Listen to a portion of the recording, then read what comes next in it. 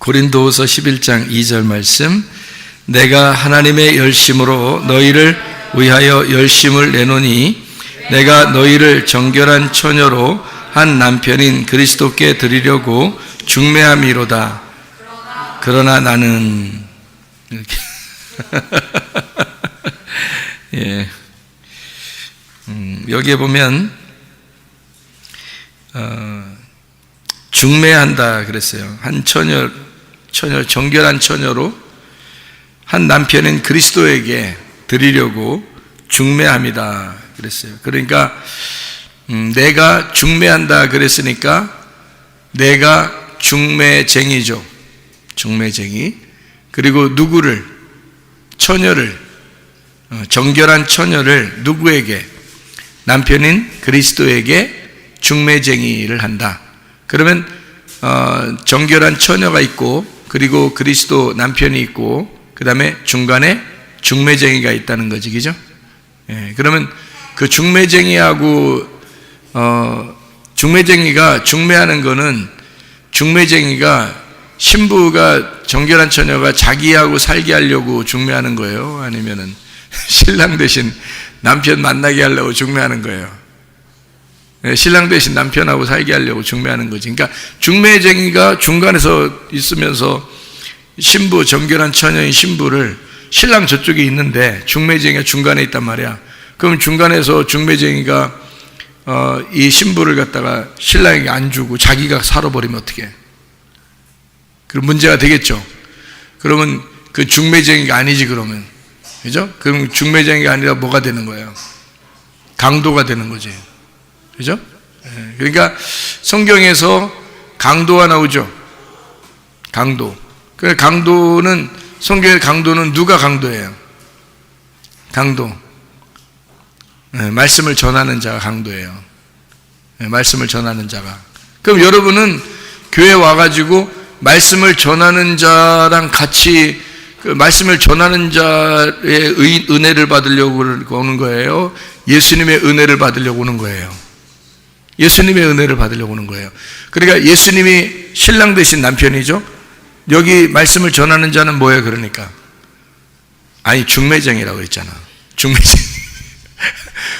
강도 중매쟁이, 먼저 중매쟁이라고 해야지. 중매쟁이가 중매시키려고 그러는 거예요. 그리스도에게 여러분을 중매시키려고 있는 사람이 난데, 만약에 중매를 자꾸 안 시키려고 그러면 어떻게 되는? 뭐가 되는 거야? 강도가 된다는 거지. 그럼 여러분이 아무리 내가 이제 중매를 잘 시켜주려고 하는데 여러분을 나를 믿으라고 그러고 나를 갖다 따르라고 그러고 나의 말만 들으라고 그러고 이러면 어떻게 돼? 중매쟁이가 강도가 되는 거지 그게. 그러니까 중매쟁이는 누구 말 들으라고 시키는 거야? 예, 신랑 대신 남편 예수님 만나라고 중매를 시켜주는 거예요. 그러니까 중매쟁이는 그런 역할을 하는 거니까, 여기서 바울이 중매쟁이인 것은 정결한 처녀를 신랑 대신 예수님을 만나도록 중매를 시킨다는 얘기죠. 그게 바울이 하는 얘기고, 우리들도 마찬가지예요. 우리 성도들을 그리스도에게 중매를 시키는 거죠. 그리스도에게 이제 중매돼서 살아가야 되도록 만드는 건데, 근데 중간에서 지도자들이 많이 양들을 또는 성도들의 마음을, 환심을 다 사가지고 중간에서 지도자들이 막 이렇게 높아지는 경우가 있죠.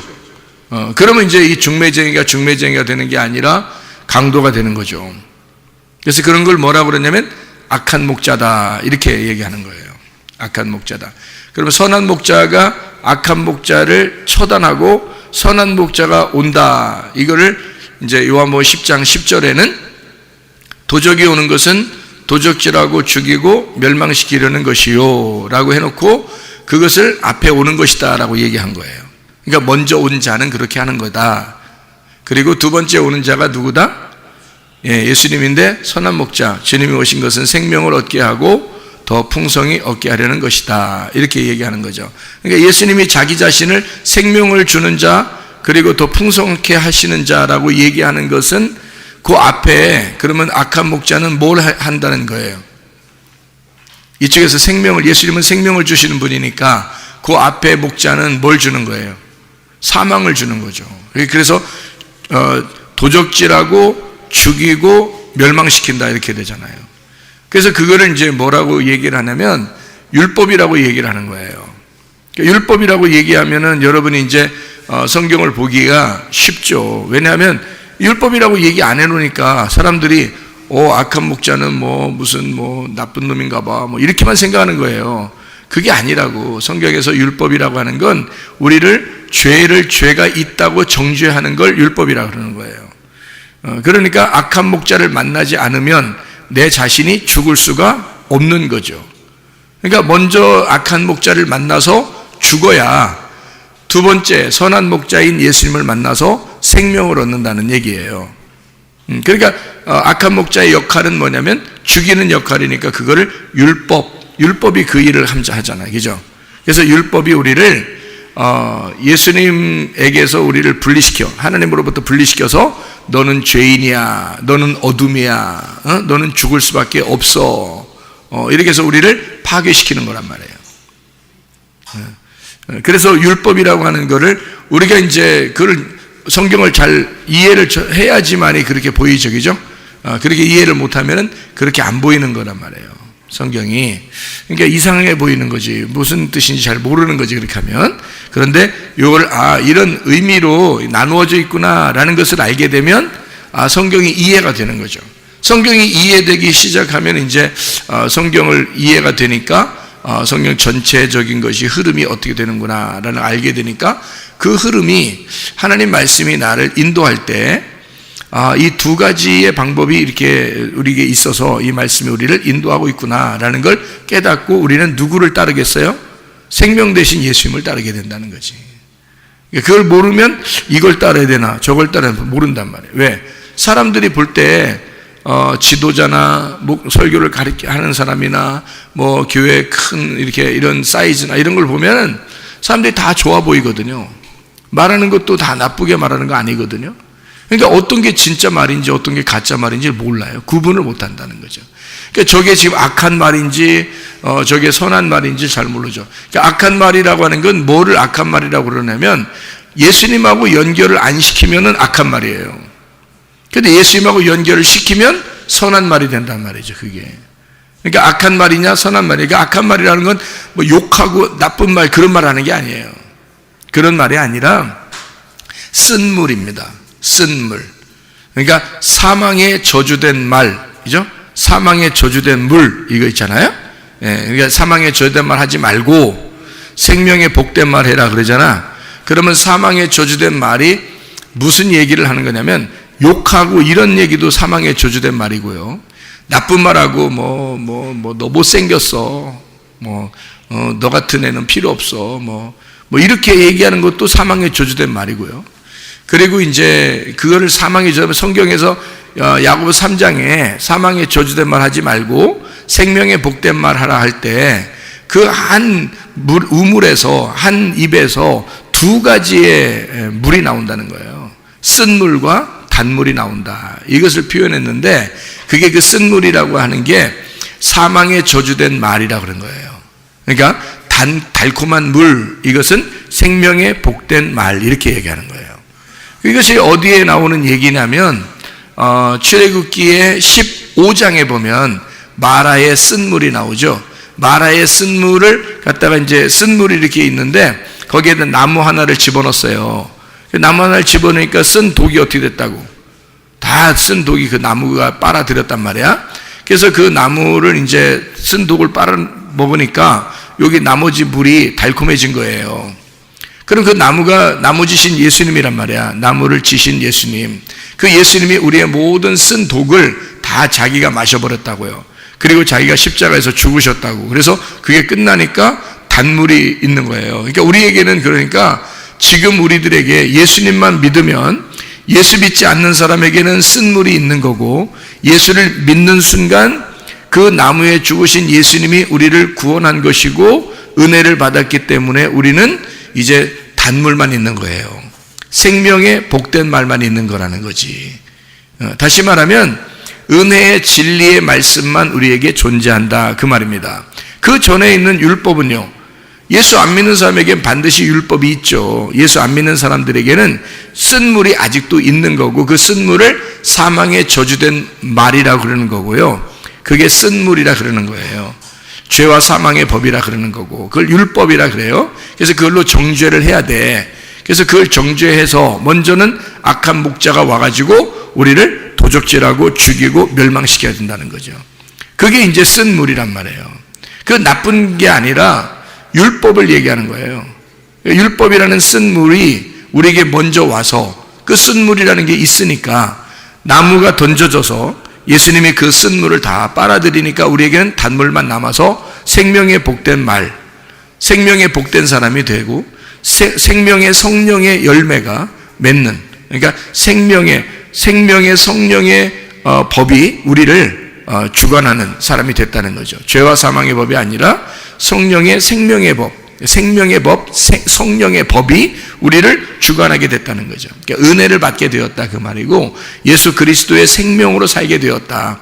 그러니까 죽음이 사라지고 생명으로 살게 되었다. 이제 이런 말씀이 되는 거예요, 성경이. 그렇게 보니까 여러분, 악한 목자도 뭘까, 그게 누굴까 이렇게 보이는 게 아니라 그게 먼저 온 율법, 나를 정죄하는 율법, 이렇게 보이는 거죠. 그죠? 그 다음에 선한 목자는 누구? 예수님. 우리는 누구하고 살아야 돼? 생명 대신 선한 목자 대신 예수님하고 살아야 된다는 거죠. 그분을 우리에게 만나게 해주려고 중매쟁이가 있었던 거라는 얘기죠. 중매쟁이가. 그 중매쟁이가 자기하고 살자고 그러면 안 된다는 거지. 나만 좋아해라, 나를 따르라, 이러면 안 되는 거죠. 그러니까 누구를 소개시켜주냐면 선한 목자, 신랑 대신 예수님을 소개시켜줘야 된다는 거죠. 그러니까 우리는, 중매쟁이는 어떤 걸 가지고 있어야 되냐? 중매쟁이는 신부가 잘 만나게 하는, 그 만나게 해 주려고 하는 그 열심이 있어야 된다는 거예요, 우리에게는. 그러니까 중매쟁이는 할 일이 뭐냐면 중매를 잘 해야 된다는 거죠. 중매쟁이는 중매를 잘 해야 되는 거예요. 그래서 사람들을 이렇게 예수님하고 연결을 시켜주는데, 중매쟁이는 어떤 사람을 중매쟁이라고 그럴까요? 어떻게 중매쟁이는 신랑과 신부에 대해서 알까요, 모를까요? 잘 아는 사람이 돼야 되겠죠. 중매쟁이가 잘 모르고 그냥 중매서 가지고 결혼을 했는데, 이 결혼하고 보니까 엉뚱한 사람인 거야. 말도 안 되는 사람인 거야. 그럼 어떻게 해요? 뺨때기 세대 맞는다 그러죠. 근데 중매를 잘했어. 그래서 막 결혼을 잘해서 너무 기분 좋아. 그러면 중매쟁이를 만나서 감사 표시를 하겠죠. 그래야 되는 거죠. 그러니까 신랑과 신부를 잘 아는 사람이 중매를 해야 된다는 거잖아. 그죠? 그러면 지도자들, 목사들, 말씀을 증거하는 자들, 하나님의 말씀을 대언하는 자들은 어떤 사람이 되어야 된다는 거예요? 그리스도에 대해서 잘 아는 사람이 되어야 된다는 거죠. 그리고 교회에 대해서 잘 아는 사람이 되어야 된다는 거죠. 그러니까 세상도 잘 알아야 되고, 그죠? 세상에 우리 사람들도 잘 알아야 되고, 사람의 특성을 잘 알아야 되고, 교회도 잘 알아야 되고, 이 사람들의 어떤 그 생활 방식이나 이런 걸 잘 알아야 된다는 거죠. 이 사람들이 말이야, 죄인들은 어떻게 사는 것인가, 죄인들은 꼭 이렇게 살더라, 그걸 이제 잘 아는 게 중매쟁이고요. 그리고 신랑에 대한, 예수님에 대해서도 잘 알아야 된다는 거죠. 그래서 예수님을 잘 아는 사람이 중매를 시켜줘야지. 잘 모르는데, 자기도 잘 모르는데 중매를 시켜주면 되겠냐고. 그렇죠? 그러니까 말씀을 증거하려면 둘 다 잘 알아야 돼요. 그리스도도 잘 알아야 되고 세상도 잘 알아야 되고, 이게 양쪽 다 잘 아는 사람이 중매를 시켜주는 거죠. 그러니까 사람도 잘 알아야 되고 하나님도 잘 알아야 되는 그 사람들이 이제 중매를 쓰는 거죠. 그래야 결혼하고 난 다음에 칭찬받죠. 그죠? 만나보니까 좋았어요, 이렇게 얘기를 하죠. 그래서 정결한 처녀로 정결하게 깨끗하게 만들어가지고 그리스도라는 신랑을 만나게 만들어 주려고 한다. 그게 바울 사도가 여기서 자기가 그렇게 중매쟁이를 하고 있다, 자기는 열심으로 중매하고 있다, 이런 얘기를 하는 거죠. 근데 그 열심이 어떤 열심으로 열심을 낸다 봤더니 어떤 열심을 내는 거예요? 하나님의 열심으로 열심을 낸다는 거지. 예. 그러니까 하나님의 열심으로 열심을 낸다 하는 거예요. 그러면 하나님의 열심이라는 게 있다는 얘기죠. 그죠? 하나님의 열심이 있다는 거예요. 그럼 하나님의 열심이라고 하는 걸 여기서 보니까 그 열심 낸다, 하나님의 열심으로 열심을 낸다는 그 열심을 낸다는 말이요, 젤로라는 단어입니다. 젤로. 이게 따뜻함을 갖다라는 단어예요. 이게 사랑한다라는 말이고 질투한다라는 말입니다. 질투한다. 열망한다라는 말이거든요. 자, 이게 어디서 나온 단어냐면 젤로스에서 나온 단어고, 이 젤로스라는 단어가 영어도에 질투 이게 있죠. 젤러스라는 게죠. 근데 이게 젤로스라는, 그러니까 그 영어가 헬라어에서 나온 거예요. 헬라어 젤로스, 이 열심, 질투, 여기서 나온. 그게 이제 제오에서 나온 단어거든요. 제오. 이게요, 뜨겁다, 열정적이다, 타오르다, 이런 말이에요. 여러분 질투 해봤나요? 질투 해보면 어때요? 막 가슴이 타오르는 것 같죠? 네, 질투하면요 가슴이 타오르는 것 같습니다. 뜨겁습니다. 네, 열정적입니다. 그죠? 네, 그게 이제 질투라는 건데요. 질투가 이게 원래 이런 말이 이게 나쁜 말이 아니고, 이게 나쁜 말이 아니라 하나님의 열심이라는 단어를 질투라는 단어로 쓴 거예요. 그러니까 하나님의 열심이라는 거는 어떤 마음이라는 거야? 그 하나님의 사랑이 질투하는 사랑을 갖게 된 거야. 예, 그러니까 하나님은 우리를 너무 사랑하시기 때문에 질투하신다. 여러분이 어떻게 하면 하나님이 질투하실까? 세상을 자꾸 좋아하면, 다른 영을 따르면, 다른 말씀을 따르면, 다른 거를 다 더 좋아하면, 하나님보다 다른 걸 더 좋아하고 그러면 하나님은 질투하신다는 거예요. 그러니까 왜 질투하시느냐? 하나님의 열심이에요. 하나님은 자기가 사랑하는 자를 위해서 자기의 열심으로 사랑한단 말이에요. 그 열심으로 사랑하는 거를 성경에서는 질투한다 이렇게 표현한 거죠. 그러니까 가슴이 타오르고 가슴이 뜨겁다 하는 거죠. 그게 질투라는 단어거든요. 그러니까 하나님은 그렇게 우리를 사랑하신다는 거예요. 그러니까 질투 안 해본 사람들은 말을 하지 말아야 되는 거지. 질투 안 해보면 뭔가 모르는 거야 지금. 그러니까 질투라는 거는 사랑하는 거에 대한, 그러니까 내가 이 사람을 사랑하는데 저 사람이 다른 사람하고 자꾸 얘기를 많이 해. 내 이 사람을 사랑하는데 이 사람이 딴 사람하고 자꾸 얘기를 많이 하고 딴 사람하고 더 웃는 것 같고 이런 게 있잖아요. 그러면은 속에 어떤 마음이 생겨요? 질투하는 마음이 생긴다고. 그죠? 질투하면 생기면 가슴이 타오르는 것 같고 막 가슴이 뜨겁고 막 이런 마음이 든단 말이에요. 그러면 어때요? 예, 그러면 이게 이제 열심, 사랑이라는 거예요. 그게. 그러니까 이 질투는 하나님의 열심, 그러니까 나의 열심, 이것이 하나님의 그 질투심, 하나님의 그 질투, 나의 질투, 이런 거죠. 이게 사랑이라는 말이거든요. 그러니까 이런 사랑이 없는 게 아니라 있어야 된다는 얘기입니다. 이게 있는 게 당연한 거예요. 여러분, 다른 이웃집 사람들한테 막 질투 느끼고 그래요? 그런 거 아니잖아요. 자기가 자기 남편이나 자기 아내한테 질투심을 느끼지, 아니 옆집 지나가는 아저씨한테 괜히 질투심 느끼고 막 그런 게 이상하잖아. 아줌마도 아닌데 자기가 그 남편이 다른 사람이랑 막 얘기하고 그러면 막 질투심 느끼고 막 그래요? 이상하잖아. 그 아줌마가 다른 남자랑 막 얘기하는데 자기가 그 이웃집 아저씨도 아닌데 괜히 막 질투심 느껴서 막 어떡하지 막 이러면 안 돼. 이상하잖아요. 다른 사람들은 우리하고 상관이 없으니까 질투심 안 느낀다고. 근데 자기 남편, 자기 아내에 대해서는 어때요? 질투심이 느껴지죠? 왜? 사랑하니까 그런 질투심이 느껴지는 거예요. 그 질투심을 막 이상한 방향으로 자기가 막 이렇게 억압하거나 막 윽박지르거나 잘못된 방향으로 해서는 안 되지만, 왜냐하면 그것도 인격이니까 서로가 그렇게 하면 안 되겠지만, 그런 마음을 갖는다는 것은 다소 사랑이 있다는 얘기죠. 질투심이 느껴진다는 얘기는 그만큼 사랑이 있다는 얘기예요. 예수님도 우리를 그런 질투심이 있어요. 하나님도요, 우리에게 대한 그 질투심이 있다는 거죠. 그러니까 하나님의 그 열심, 하나님의 그 질투심, 그게 있다는 거예요.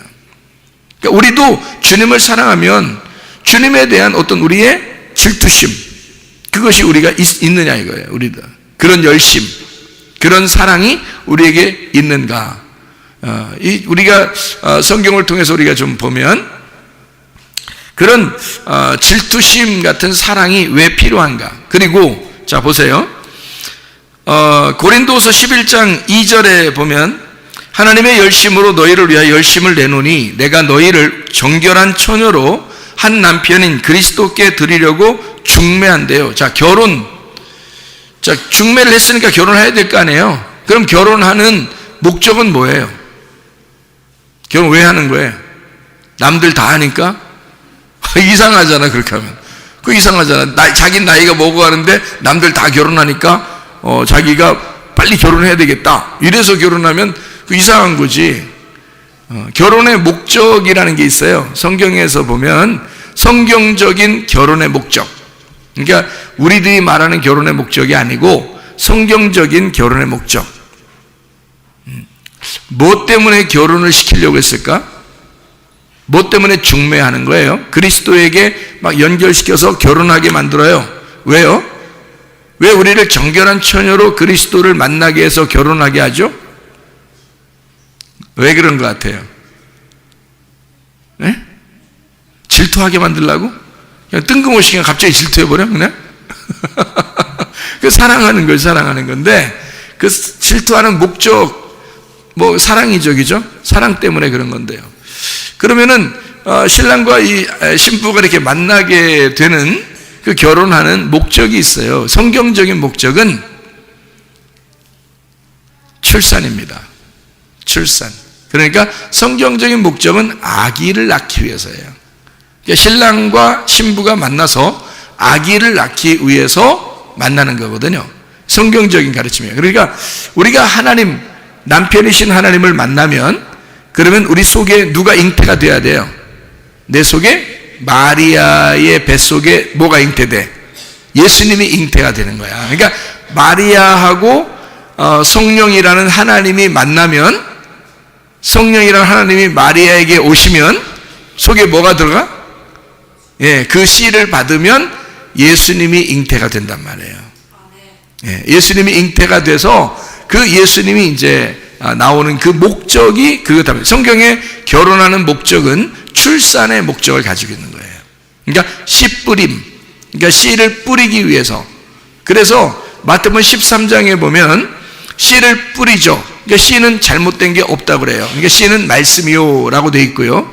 거기에 밭이 있는데 밭이 좋은 밭이 돼야 된다. 어떤 밭? 누구 밭처럼 돼야 돼요? 마리아처럼 그렇게 좋은 밭이 돼야 된다.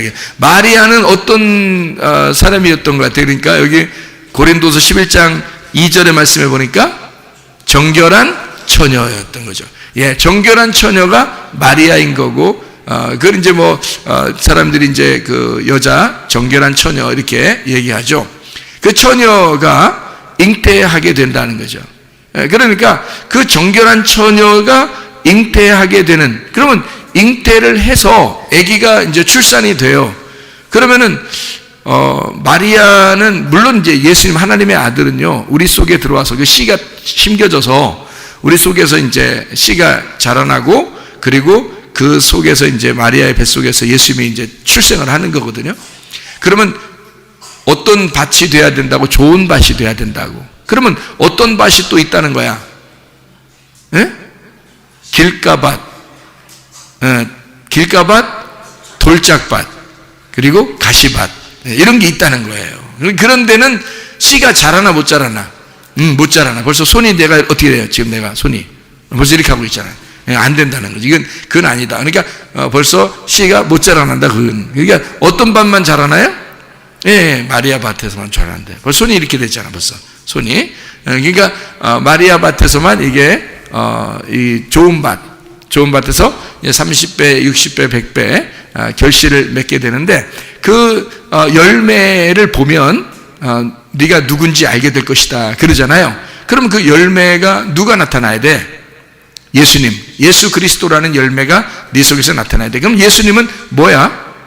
뭐가 나타나야 돼? 그러니까 우리 속에서 뭐가 나타나야 돼? 예수님이 나타나야 돼. 그럼 예수님이 누구라? 자기가 뭐라 그래?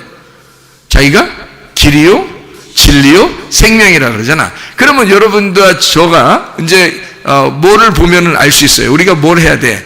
여러분이 길이 돼야 돼. 길이 돼야 돼. 그리고 여러분이 어떻게 돼야 돼?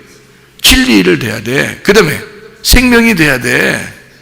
그렇지? 여러분 만나는 사람들이 순 사망에 저주된 말 듣고서 죽어 나자빠지면 되겠어? 안 되겠죠. 여러분을 만난 사람이 생명의 복된 말을 들어서 생명을 얻어야 되지. 왜? 여러분에겐 뭐가 들어와서 심겨졌고 나왔으니까. 예수 그리스도가 여러분에게서 나와야 되니까. 예수가 생명이니까. 생명의 복된 말이 나와야 정상인 거고요. 진리가 나와야 정상인 거죠. 그리고 여러분이 길이 되는 게 정상인 거지. 왜냐면 우리가 그리스도를 잉태했으니까. 그게 그리스도인들의 삶이라는 겁니다. 그걸 이제 안 하면 반대가 되죠. 사망에 저주된 말을 하게 되고 길이 안 되고 사망이 따라오게 되고 거짓이 되게 되고 이러잖아요. 그러면 이제 그 사람은 하나님으로부터 분리된 사람이 되는 거예요. 그렇죠? 그러니까 그런 안 되는 사람들이 되면 안 되죠. 그죠? 그리고 우리는 되는 사람이 돼야 돼. 어떻게? 생명의 복된 말 하는 사람들이 돼야 된다. 길이요, 진리요, 생명이라는 열매가 우리 속에서 드러나야 된다. 왜냐하면 그리스도가 심겨졌잖아. 여러분 예수님이 우리 뱃속에 잉태가 되면 말이에요. 아기가 잉태되면 유전자라는 게 있거든. 그 유전자가 100% 아버지 유전자만 받아요? 엄마 유전자도 받아요? 엄마 유전자도 받아요. 그러니까 엄마 유전자와 아버지 유전자가 함께, 그죠? 섞여가지고 아기가 만들어지는 거거든요. 여러분. 그러면은, 여러분 보세요. 여러분이 이제 아기를 이제 임신했어. 그리고 여러분이 아기가 나왔어요. 그런데 유전자가 100% 아버지만 닮은 건 아니잖아. 엄마도 닮아야 되잖아. 그렇죠? 그러면 어떻게 돼야 돼? 그러면 보세요. 마리아는 지금 예수님이 이 땅에 나왔을 때 예수님은 그냥 말씀이신 성령이 마리아 뱃속에 들어갔으니까 나와가지고 아버지 유전자만 가지고 있으면, 예를 들어 아버지 것만 가지고 있으면, 그러면은 이 땅에 나와가지고 어떻게 살아야 돼? 말씀으로만 살아야 되겠죠? 말씀으로만 살아야 되겠지. 그러면 말씀만 휘휘 돌아다니고 이렇게, 그럼 어떻게 해? 그럼 사람들하고 무슨 관계가 없잖아. 그죠? 그러니까 예수님이 나와가지고 누구 유전자도 같이 가지고 있으면서 활동을 해야 돼. 마리아의 유전자도 같이 가지고 활동을 해야 되는데, 사실은 예수님은 어때요? 그냥 하나님이죠, 하나님. 그렇기 때문에 이 하나님이 그냥 뱃속에 들어갔기 때문에 그냥 아예 그냥 하나님이 그냥 아기가 돼서 들어간 거예요, 여기다가. 그래서 그렇게 그대로 나온 거예요. 그러니까 마리아하고는 섞인 것이 없지. 마리아하고 안 섞여, 피도 안 섞이고 아무것도 안 섞였어요. 그냥 그대로 나온 거예요, 이렇게. 이제 근데 우리들이 임신했다고 생각해봐. 우리들이 임신했다고. 그러면 말씀이라는 예수님 우리 속에 뱃속에 심겨지면 어떻게 돼? 반반이 되죠. 반반이 돼서 이렇게 나오잖아, 아기가. 그럼 이제 이렇게 되는 거죠. 예수님이 이 땅에, 예수님께서 하나님의 아들로 이 땅에 임신됐다가 그대로 나올 때는 하나님이셔요. 하나님이신데, 말씀이신데, 그분이 자기가 인간의 육체를 입고 나왔다 그래. 그래서 자기를 뭐라 그러냐면 말씀이 육신을 입고 왔다, 그렇게 말하는 거야. 근데 그 육신도 예수님은 뭐야? 거룩해. 하나님이에요. 여러분이 이제 구원받고 하나님의 아들이 됐다고 그래. 응? 그러면 여러분 지나가는 사람한테, 지나가는 소경한테 눈에다가 탁 뱉어가지고 눈 이렇게 발라주면서 거룩할지어다. 그럼 거룩해요? 그러면 그 소경도 지나가다가 여러분이 눈에다 탁 뱉으면 기분 나빠. 눈 감아 있어도 기분 나쁜 거야. 냄새도 나고. 응? 기분 나쁜 거야. 왜 더럽게 나한테 침 뱉냐 그럴 거 아니야. 그렇죠? 그런데 예수님은 소경한테 침 딱 뱉어가지고 진흙 딱 이겨서 눈에다 딱 발라주고 이래도 누가 더럽다는 얘기를 안 해. 왜요? 그 몸이 어땠기 때문에? 거룩하기 때문에 그런 거란 말이에요. 왜? 하나님의 아들로서 그가 내려올 때 이미 그는 말씀이 육신을 입어서 그렇게 하나님의 형상으로 만들어져서 들어갔단 말이에요. 그래서 그렇게 해서 그대로 나왔기 때문에 몸 자체가 거룩한 몸이에요. 여러분, 그분 몸은 거룩한 몸이라고요. 여러분, 예수님이 몸이, 잘 들으셔야 돼. 이거 유전학적인 얘기야. 잘 들어야 돼. 잘 봐요. 예수님이 이 땅에 와서 몸을 입고 사셨어요.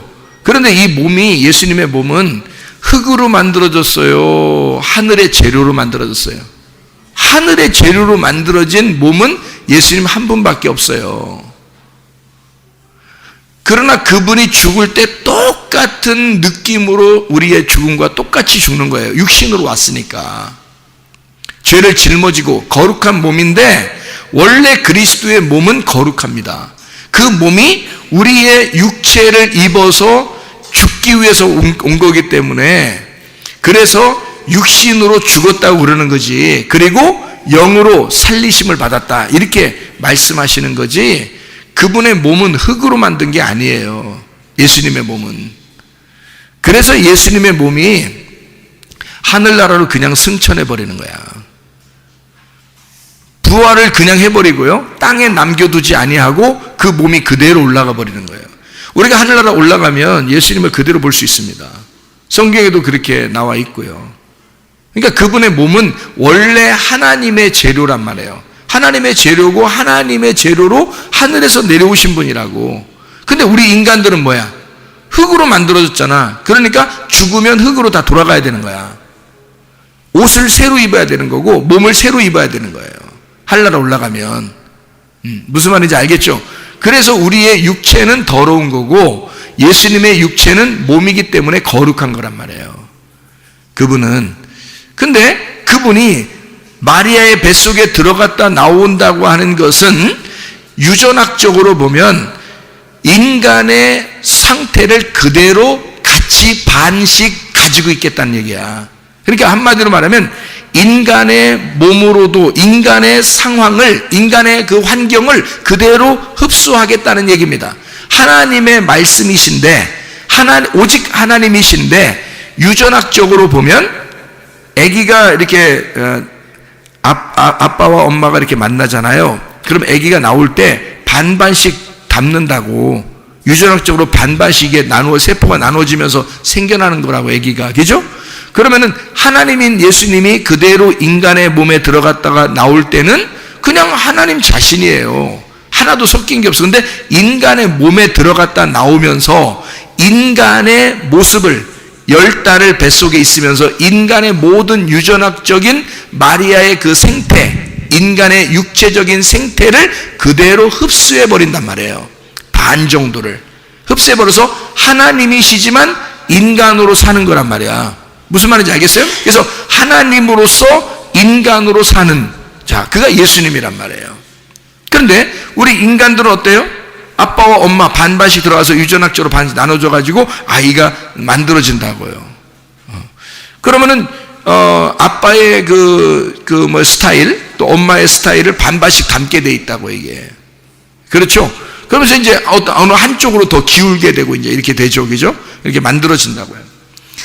그러면 예수님도 마찬가지로 이 땅에 내려왔을 때는 인간의 그 육체적인 그 삶의 형태를 그대로 흡수하면서 그 삶을 그대로 살아가시는 거라고. 인간의 삶을 그대로 살아가시는 거란 말이에요.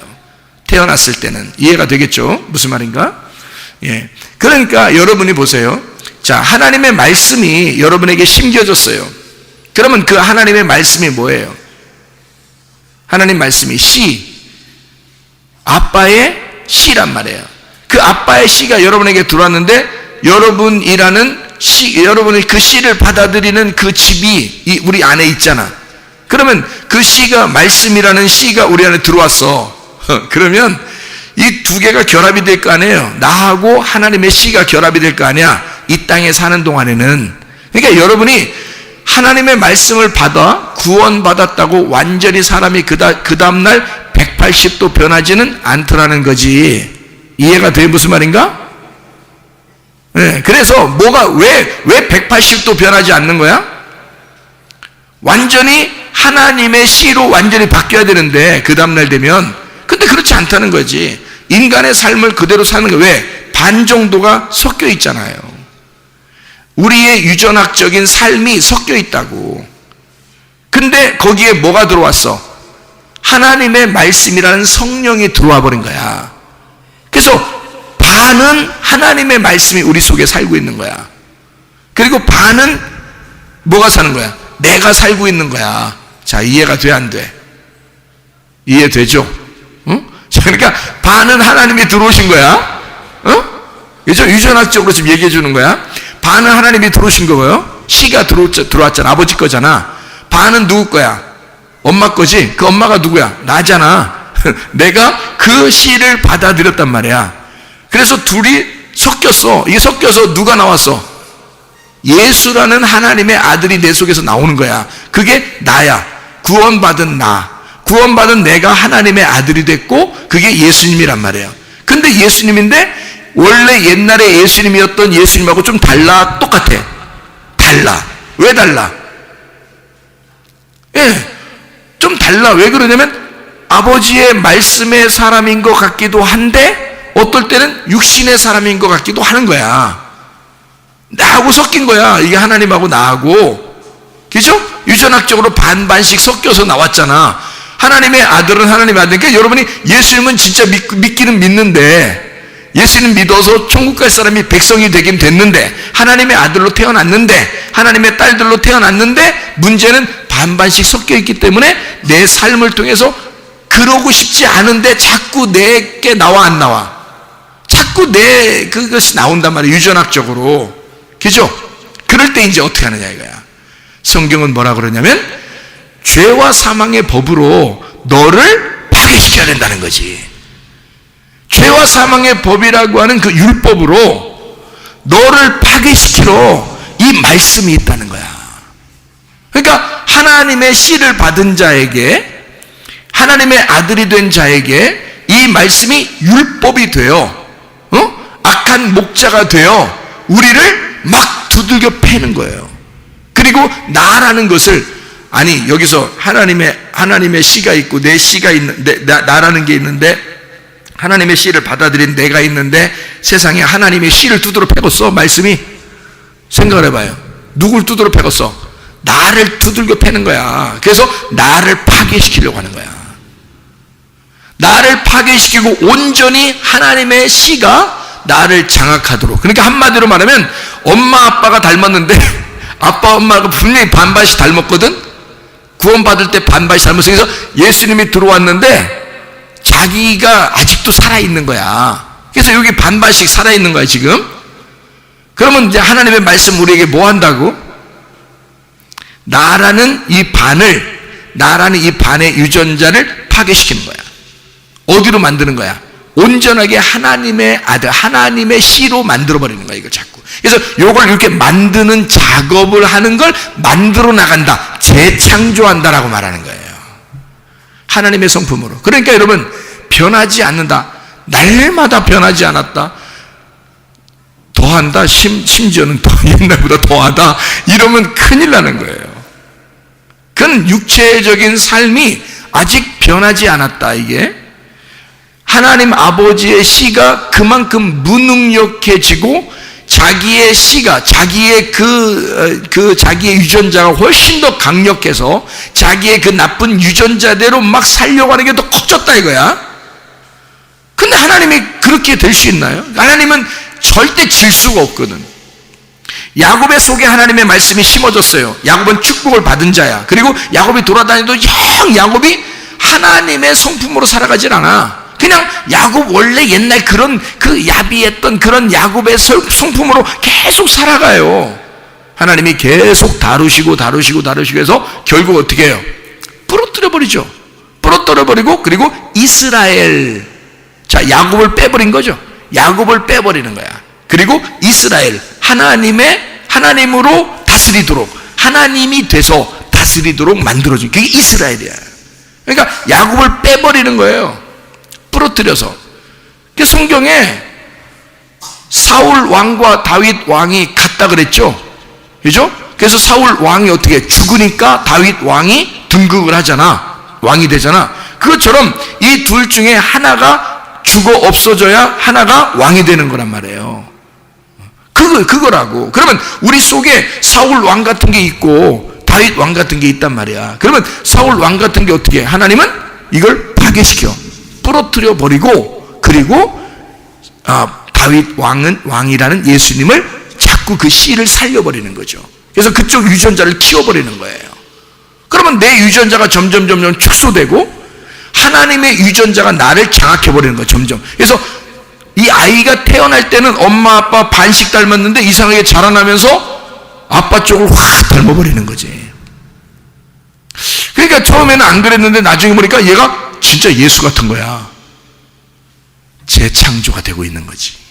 속에서 재창조가 되고 있는 거지. 그러니까 결혼하는 목적은 뭐냐? 씨뿌림, 출산입니다. 출산. 그래서 아기를 낳게 하고자 중매쟁이가 있어서 그리스도라는 신랑하고 나라고 하는 신부를, 정결한 처녀를 중매시키는 거예요. 하나님의 말씀이 그렇단 말입니다. 말씀을 증거하는 자, 말씀, 이것이 여러분을, 그리스도와 여러분을 중매시키는 거예요. 그래서 결혼하는데 목적이 뭐라고요? 출산의 목적을 가지고 있다는 거야. 그러면 출산하면 바로 그 다음 날부터 100% 말씀적인 사람이 돼야지. 근데 그게 안 되죠. 왜 안 되는가? 유전학적으로 보니까 나올 때 반반씩 섞여서 유전학적으로 나오더라는 거지. 그러니까 나도 살아있고 그리스도도 살아있는 거야. 이 속에서 나라는 인간 안에 같이 살아있는 거야. 그러니까 성경은 어떻게 해야 돼? 반드시 그리스도가 나를 장악하시도록 이걸 계속 창조해 나가는 거예요. 나와서.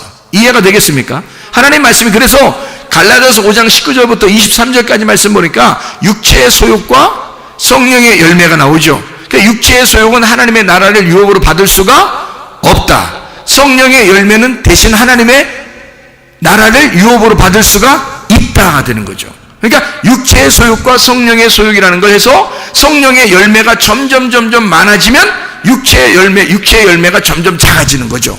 근데 육체의 열매가 자꾸 커지면요, 그걸 가만히 내비두면, 하나님 말씀을 심어줘가지고 그걸 갖다 이렇게 막 잘라서 잘 이렇게 정리를 해줘야 되는데 그걸 안 해주면 계속 육체의 열매가 살아난단 말이에요. 그러면 성령의 열매가 축소가 되는 거죠. 그러니까 어떤 사람은 교회 다니는데 어떤 사람은 육체의 열매가 더 강한 사람이 있고요, 어떤 사람은 성령의 열매가 점점 강한 사람이 있단 말이에요. 그렇죠. 바로 그래서 그래요. 이게 유전학적으로 그리스도를 닮은 사람과 나를 닮은 사람이 이게 누구한테 더 내가 장악당하느냐 이거지. 그러니까 그리스도에게 장악당하면 내 활동이 제한되는 거죠. 억압당하는 거지. 그래서 이거를 하나님의 열심이라 그래요.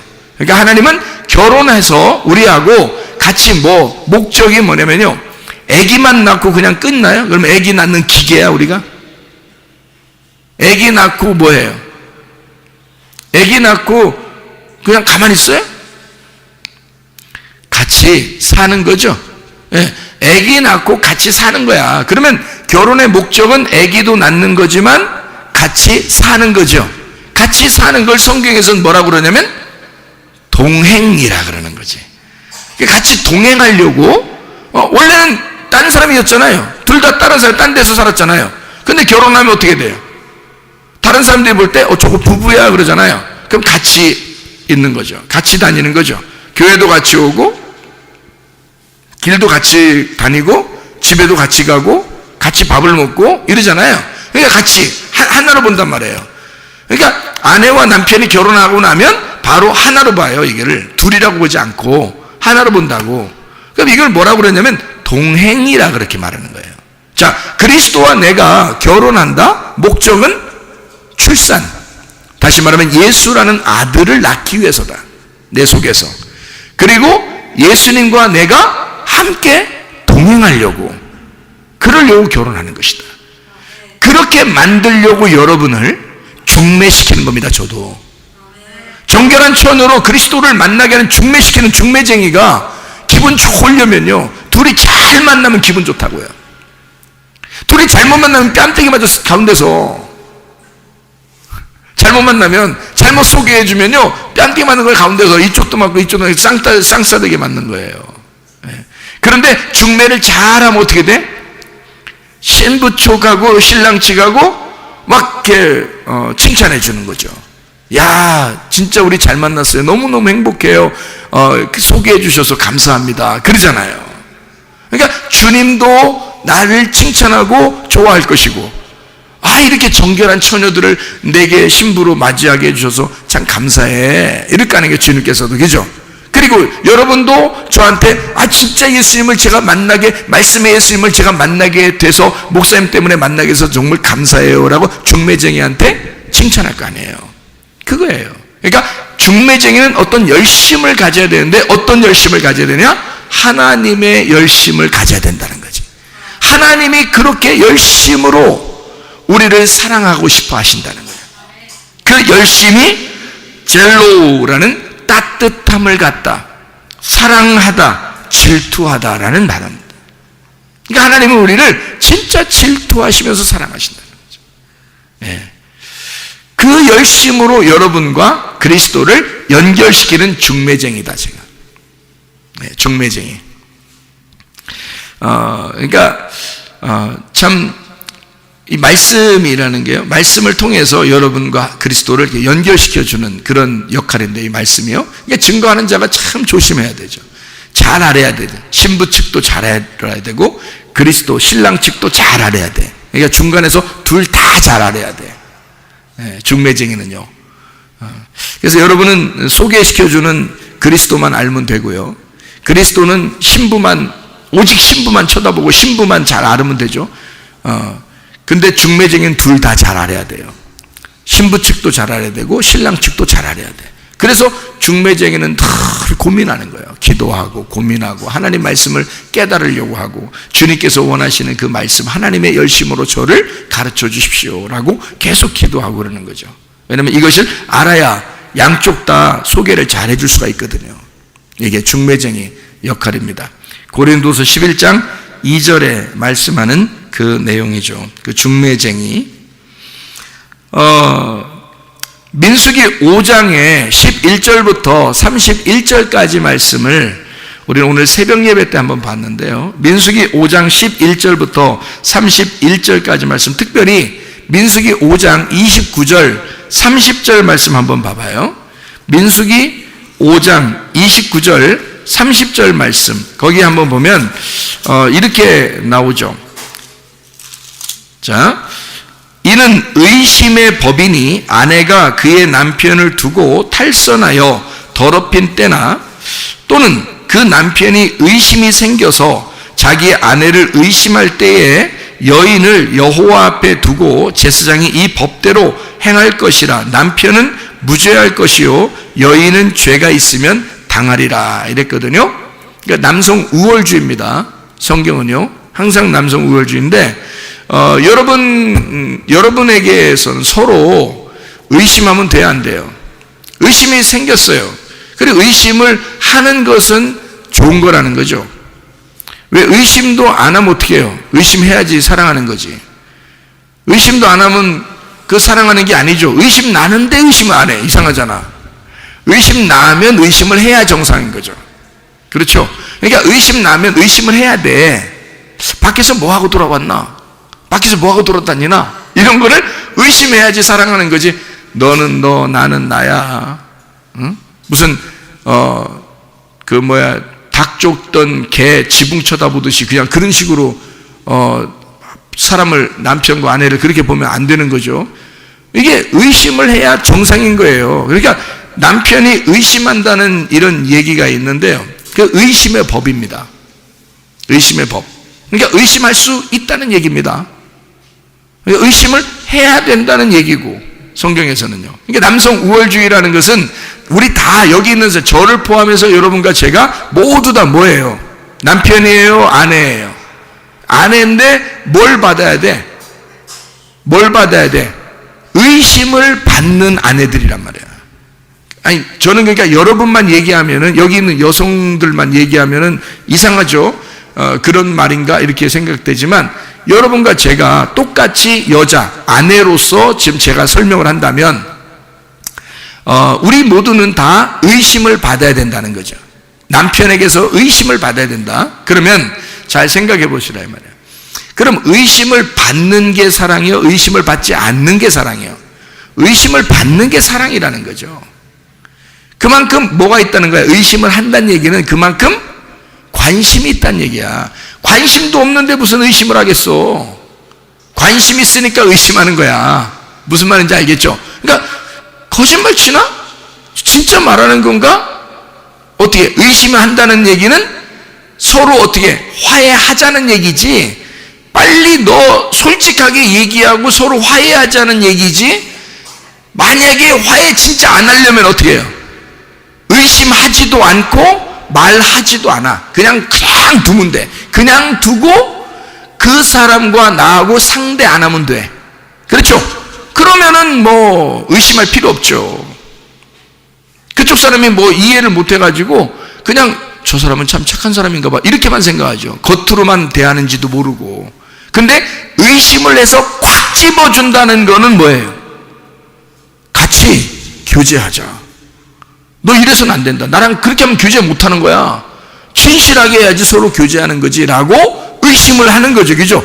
의심을 해서 확 찍어주는 거예요. 그리고 완전히 다 네가 거짓으로 포장해 놓은 것을 다 벗겨내는 겁니다. 다 찢어주는 거지. 그죠?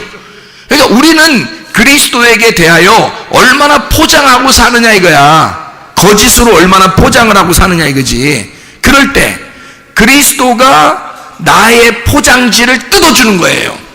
이런 거짓을, 이런 외식을 뜯어주는 거야. 그죠? 그렇게 뜯어주는 게 뭐냐면 의심이란 말이에요. 무슨 말인지 알겠어요? 의심을 한다. 의심은 나쁜 게 아니다. 좋은 거다. 그래서 남편은 아내를 의심한다. 남편은 죄가 없다. 의심해도 죄가 없다. 이런 거죠. 그럼 만약에 의심했는데, 이 여자가 말이에요, 정결한 여자야. 뭐 의심할 만한 짓이 없었어. 그러면 어떻게 되냐면 민수기 5장을 잘 읽어보면 말이에요, 민수기 5장 11절부터 31절까지 잘 읽어보면 뭐라고 나오냐면 아기를 임신한다 나와 있어요. 아기를 임신하게 된다. 그러니까 의심할 짓을 하지 않았다 그러면 아기를 임신하게 된다 이렇게 돼 있어요. 근데 의심할 짓이 드러나면 넓적다리가 말라서 아기를 못 낳게 된다는 거죠. 그러니까 아기를 낳는 것이 목적이었던 거죠. 결혼의 목적은 뭐라고요? 두 가지. 하나는 아기를 낳는 것, 또 하나는 동행하는 거란 말이에요. 그러니까 그리스도와 동행하고 그리스도의 아들을 낳아주는 것이 우리가 그리스도와 결혼하는 목적인 거죠. 그러니까 이 남편이 아내를 의심할 때, 의심할 때 그 아내가 의심을 받고 정결한 처녀가 되면 그 여자는 어떻게 해? 아기를 임신하게 된다는 거지. 그런데 의심이 진짜 맞았어. 그러면 그 여자는 아기를 임신하지 못하는 여자가 되어버린다. 자, 무슨 말인지 아시겠죠? 그래서 여기 지금 남편과 아내의 의심하는 법칙에 대해서 나오는데요, 그 의심하는 법에 대해서 나오는 게, 여러분 의심하는 법이라고 그렇게 말하니까 그렇지, 사실 의심하는 법이라고 하는 얘기는요, 성경에서 보면 이혼 증서와 같은 겁니다. 이혼 증서. 그럼 이혼 증서는 뭐와 또 같다고 하죠? 죄와 사망의 법과 같은 거예요. 죄와 사망의 법은 뭐와 같은 거예요? 율법과 같은 거예요. 우리를 벗겨내고 우리를 태우는, 우리를 이렇게 껍질을 까주는 그런 역할을 하는 그런 법이란 말이에요. 의심의 법이라고 하는 게, 아내를 의심하는 법이라는 게 바로 우리를 껍질을 벗겨내주는 그런 법이라는 거예요. 그거는 뭐냐 그럼? 의심을 해서 이걸 벗겨준다는 얘기는 뭐라고요? 우리 의심해서 죽이고 싶어서 그런 게 아니라 뭐 하고 싶어서? 하나님이 네가 진실해야, 네가 거짓이 없고 잘못했으면 잘못했다고 하나님 앞에 고백하고 잘못했으면 다 얘기해서 진실하게 되면, 하나님이 진리의 성령이니까, 하나님은 진리이니까, 하나님은 참되니까, 진실하니까 거짓하고는 교제할 수가 없어, 동행할 수가 없단 말이에요. 그래서 네가 진실하면, 그러면 네가 죄가 있어도 진실하기만 하면 하나님은 진실하니까 같이 동행하겠다는 겁니다. 그래서 일부러 의심하고 일부러 까발려주는 거예요. 같이 교제하려고. 이해가 되겠습니까? 사랑하고 싶어서 의심하는 거란 말이에요, 이게. 근데 우리가 생각할 때는 율법을 무섭다고 생각하는 거지. 자기를 까발려주니까 그만 무섭다고 생각하겠죠. 근데 성경의 하나님의 말씀에서는 법칙이, 죄와 사망의 법도, 이혼 증서도, 의심의 법도 다 뭐하나? 우리를 사랑하고 싶어서 그런 거다. 결국 자기 편 만들고 싶어서, 예수 그리스도가 자기 사람 만들고 싶어서 우리를 계속 껍질을 벗겨주는 그런 행동이라는 얘기예요. 하나님의 사랑이었던 거지. 하나님의 사랑. 하나님은 이리 보아도 내 사랑, 저리 보아도 내 사랑인 거야. 주님의 말씀이. 그래서 사랑이 완성이라는 거야. 이리 보아도 사랑, 저리 보아도 내 사랑인 거야. 그러니까 율법적으로 봐도 하나님의 사랑, 진리적으로 봐도 하나님의 사랑인 거야. 그러니까 이렇게 봐도 저렇게 봐도 하나님의 사랑인 거지.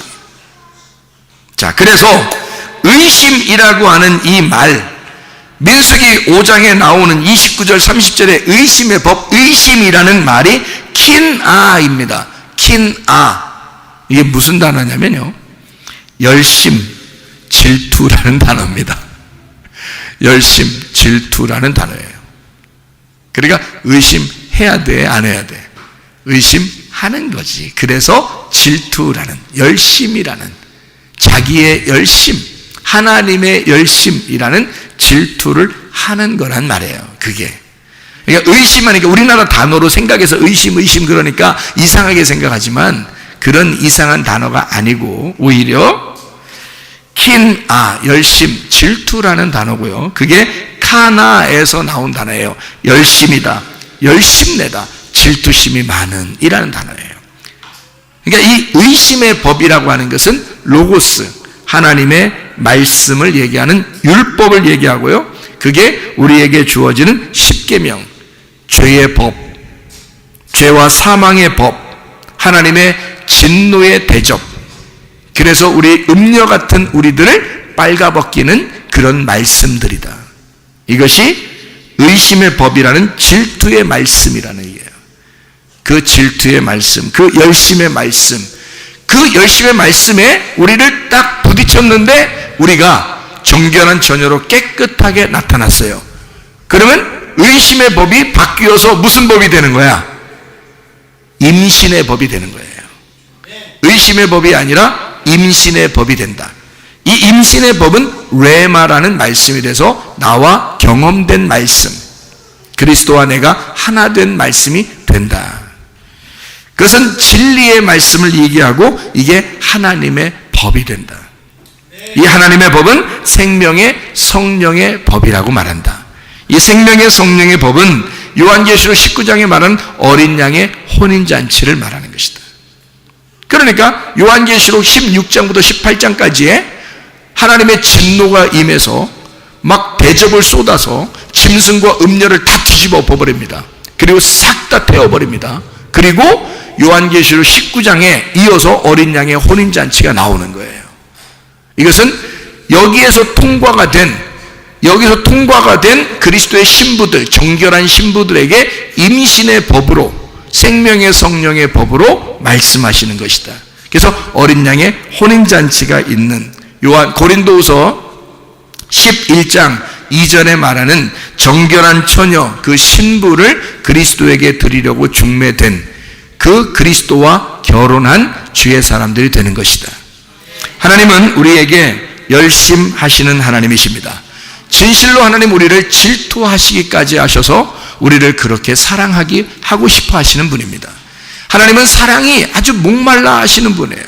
왜냐하면 자기는 우리를 위해서 죽으셨기 때문에 우리밖에 안 보이는 거예요. 너희들이 다른 것을 사랑하면 막 견딜 수 없는 겁니다.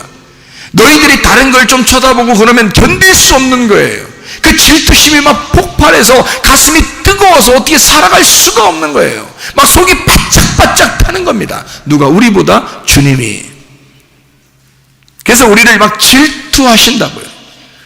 어떻게든지 우리를 열심으로 따라와서 어떻게든지 너희들을 그리스도의 사람으로 만들고 싶어 하신다는 그리스도의 사랑입니다. 하나님은 우리를 혼내고 싶은 그 목적 때문에 그런 것이 아니라 사랑이라는 목적을 가지고 질투하시고, 사랑이라는 목적을 가지고 의심하시고, 사랑이라는 그 목적을 가지고 우리에게 열심하신다, 그 말입니다. 그리스도 예수 안에서 주님 만나 행복한 삶을 살다가 주님 만나시기를 바랍니다. 우리 한번 기도하겠습니다. 기도할 때 하나님, 주의 열심으로 내 몸을 치료해 주십시오. 주의 열심으로 주님, 내가 주님과 동행하기를 소원합니다. 나도 주님 앞에 정결한 처녀로 주 앞에 신부로 돌아가 하나님, 내가 주님과 동행하고 예수 그리스도 하나님의 아들을 내 속에서 잉태하기를 원합니다. 주여, 내게 임신의 법을 허락해 주시고, 주여 하나님, 내게 건강 주시고 안전하게 해주시고 주의 행복함 속에서 살아가게 해주시오. 우리 한번 기도합니다. 주여, 우리 하나님 아버지 인도하시고 사랑하심을 믿습니다. 아버지 하나님, 우리가 주님 앞에 기도하며 간구합니다. 역사하시고 인도하심을 믿습니다. 하나님 아버지요, 하나님, 우리가 주님 앞에 정결한 처녀로 그리스도의 신부가 되어 주님 정결한 사람으로 주님과 동행하게 도와주시옵소서.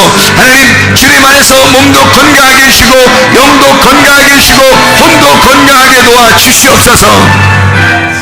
비염은 떠나갈지어다, 아토피 떠나갈지어다, 의장병 떠나갈지어다, 어지럼증 사라질지어다, 두통 떠나갈지어다, 류마티스 관절염 떠나갈지어다, 어깨 통증 사라질지어다, 허리 디스크, 목 디스크 떠나갈지어다, 심장병 온전해질지어다, 각종 종양 암떠는 떠나갈지어다, 감기 모살 온전해질지어다, 협착증 떠나갈지어다, 건석 피부 온전해질지어다, 이명은 사라질지어다, 장애미로 질환 온전해질지어다, 식도염 사라질지어다, 요로결석 온전해질지어다, 전립선 온전해질지어다, 우울증, 불면증, 공황장애, 불안, 초조, 두려움 다 떠나갈지어다, 음란거지, 돌질, 미용, 욕심은 다 떠나갈지어다.